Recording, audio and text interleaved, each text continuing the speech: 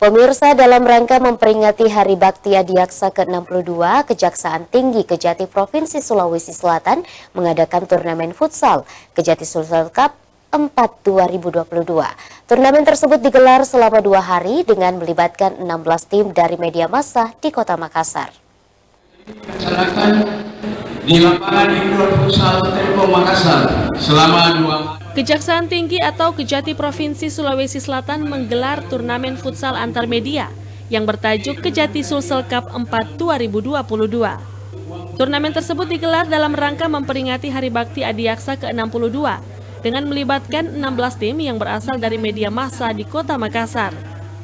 Acara berlangsung selama 2 hari, dari tanggal 30 hingga 31 Juli 2022 di salah satu gelanggang futsal di Jalan Andi Pangerang Petarani, Kota Makassar.